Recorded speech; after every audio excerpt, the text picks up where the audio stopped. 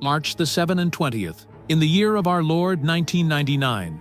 The Balkans lay drenched beneath a firmament wrought of iron and fire. A tempest moved over Serbia like some primordial beast roused from centuries of slumber. Forks of lightning rent the heavens, revealing villages, rivers, and restless fields in cold white flame. The rain smote the earth. The wind lamented like a wounded titan, and the night itself stirred with dread portent. And through that storm, cutting the clouds with the silent pride of a shadow-born hunter, flew a warcraft never meant for mortal eyes, the F-117A Nighthawk, callsign Vega 3 and 31. It moved through the night as a phantom rod of steel, its saw-toothed shape devouring the radar's gaze, drinking the darkness, folding the very night upon itself like a cloak of sorcery.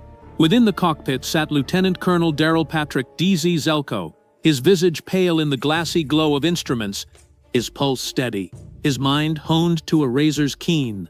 Oft had he flown this specter of a craft, the world's first stealth-born raptor, and oft had he returned unscarred, unseen, untouched.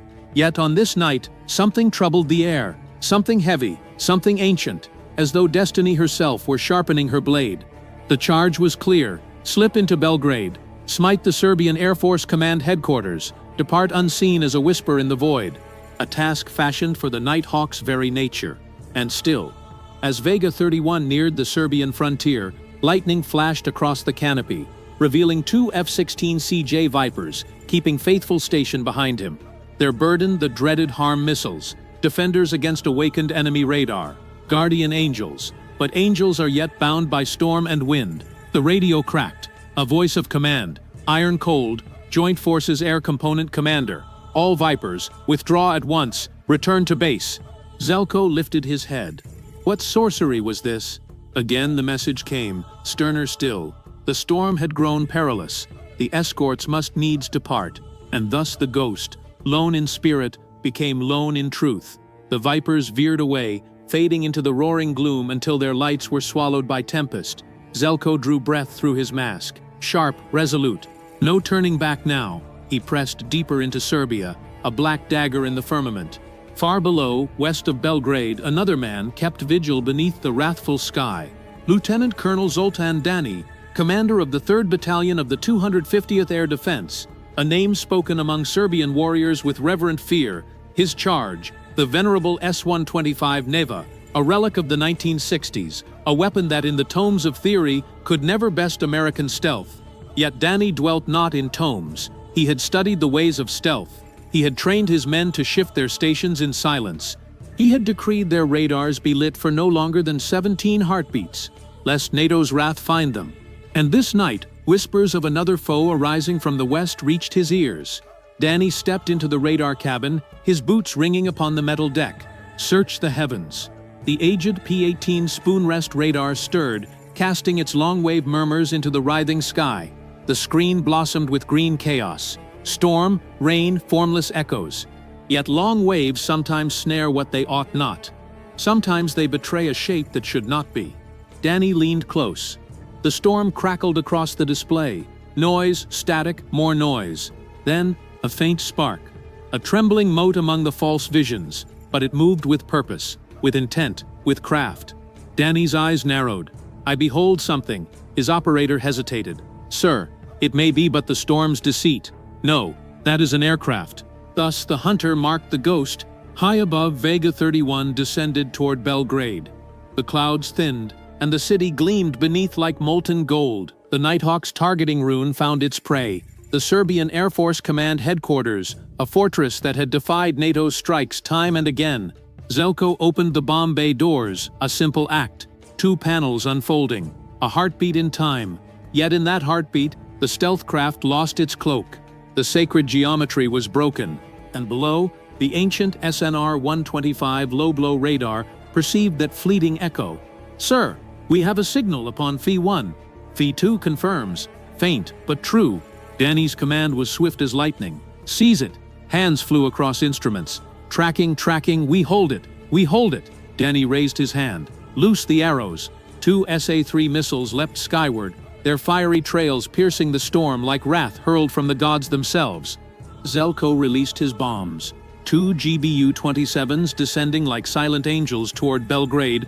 Moments later, The command center erupted.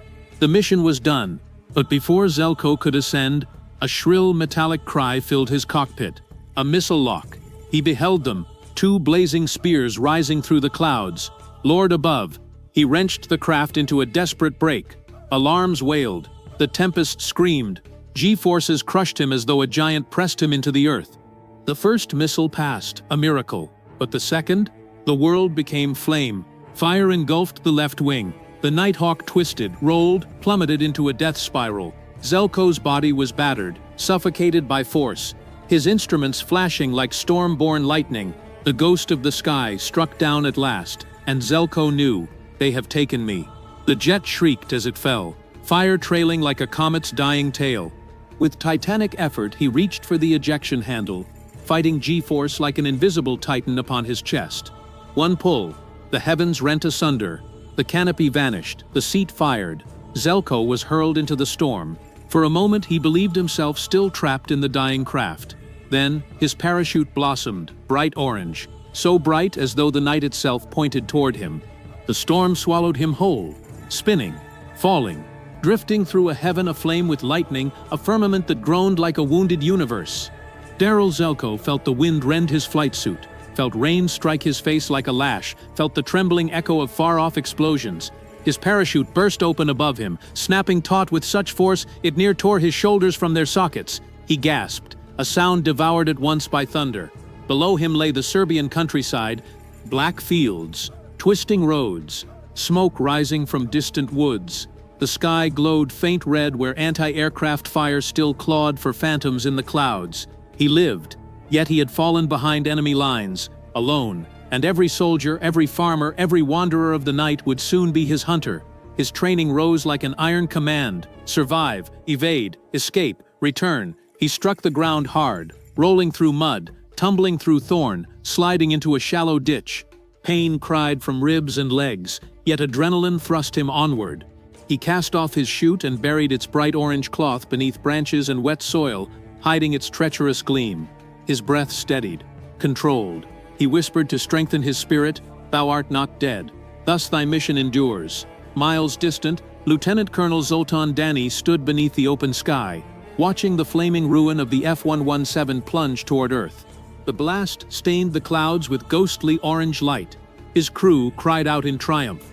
Some shouted, some clapped their comrades on the shoulder. A stealth craft, the vaunted pride of American might, had been struck down this night. But Dani, he stood in quiet wait. He honored his foe. He admired the craft, the discipline, the mastery of those he was charged to fell. And now he knew a man, a living soul, had leapt into the storm. He turned to his men. "Search party shall find the pilot soon. Stand ready. The night yet draws breath." Zelko crept within the shadowed forest, rain whispering through the leaves. Every sound seemed sharper at night. The wind, the snap of twigs beneath his boots, the distant rumble of trucks upon dirt roads. Helicopters drummed somewhere far away. They sought him. He clenched his jaw. His worldly possessions were few. A survival radio, a flare he dared not use, a tiny lamp, rations, a pistol, no more. Cold gnawed at his bones. His suit hung heavy with rain. Yet he moved with care, drifting from hedge to hedge, branch to branch, shunning open ground, shunning every road. Each half hour he tapped the radio's encrypted beacon, hoping friendly ears might hear. But the storm smothered all. Hours passed, slow as fear. At dawn, across a sodden field, he glimpsed a village. Smoke rose from chimneys. Dogs barked in lazy rhythm. A tractor clattered somewhere behind the homes. He froze. Strangers in such villages were noticed at once. And an American pilot clad in black? No cloak in the world could hide him. He withdrew into the trees, but a sound cut the morning stillness. Voices. Two farmers walked the field's edge. One bore a lantern, the other pointed to the earth. Zelko's footprints. His pulse thundered. They murmured urgently, their hands gesturing, their eyes scanning the tree line. Zelko flattened himself, crawling through cold mud, pressing into roots and undergrowth, becoming earth and shadow. The farmers came nearer, nearer. Then one called toward the village. More voices answered. More footsteps. Dogs. A search line. Zelko breathed. Move now, or perish here. He ran. Branches struck his face. Mud pulled at his boots, thorns tore his gloves. Behind him rose the shouts of villagers echoing through the woods. He dropped into a ravine, slid down its slick side, splashed into a narrow stream, and forced his weary frame to walk within the water, hiding the sign of his passing. Cold crept up his legs like needles, yet bought him precious moments. At last he stumbled beneath a fallen tree, chest burning. He tapped the radio. Static. Then, a voice faint, ghost-like, Vega 31. If thou hearest, answer. His heart seized. He pressed the transmitter. This is Vega 31. I live. I evade. I require rescue. Silence. Then, copy, Vega 31. We labor for thee. Remain hidden. Keep moving. Aid draws nigh. Far away, American commanders roused the machinery of salvation. Elite rescue helicopters, F-16 Guardians, electronic warfare craft, refueling ships, a host assembled for one man. For America leaves none behind. This night, they would move heaven and earth for Darrell Zelko. As daylight spilled across Serbia, Zelko hid within dense brush upon a hill. Patrols prowled the roads, trucks rattled by. Once he heard soldiers scarcely 30 paces away, laughing, jesting, smoking. One wandered too near, kicking at shrubs. Zelko tightened his grip upon his pistol, breath halted. If found, battle would follow, and rescue would fade. But fate withheld her hand. The soldier turned away, bored, and wandered back to his fellows. Zelko exhaled, trembling. By the following night, the storms had passed. The window had opened. NATO helicopters approached Serbia in sacred silence. Zelko lit his beacon, praying the heavens would answer. Minutes crept by like old ghosts. Then a sound, a hum, a tremor in the earth. Grass bending beneath the wind. He looked upward. A shadow descended, its form unmistakable, a pave hawk. Its doors slid open. A figure leaned out, bellowing through the roaring night. Darrell, run to the light. A flare burst upon the earth. This time a friendly star. Zelko dashed toward it, stumbling through muck, lungs aflame. Distant rifles cracked, Serbian fire cast blindly into darkness. The helicopter dropped low, a crewman reached for him, and with a mighty pull, he was aboard. Safe, alive, the craft rose, engines howling, vanishing into the night. Below, Serbia dwindled to shadow. As they crossed into friendly skies, hands clapped his shoulders. A blanket was draped about him. A voice said, "Welcome home, brother." Zelko stared downward, overcome. The trial had ended. The nightmare had passed. The ghost had risen anew.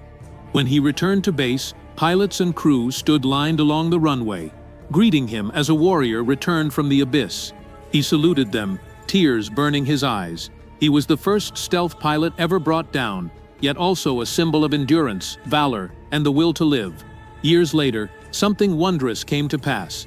Darrell Zelko journeyed to Serbia, no longer as foe, but as guest. And there he met Zoltan Dani, the very man whose hand had cast him from the sky. They shook hands. They spoke as seasoned warriors. They became friends. War had made them enemies. Humanity made them kin. And if thou hast journeyed with this tale through storm, through fire, through the darkness of war and the dawn of brotherhood, then lend thine allegiance a little further. Subscribe, that thou mayest stand with us, whenever new stories rise from the ashes of history, whenever new legends are forged in ink and thunder. For every voice that joins this fellowship keeps the flame burning brighter. Join us, subscribe now, and walk with heroes once more.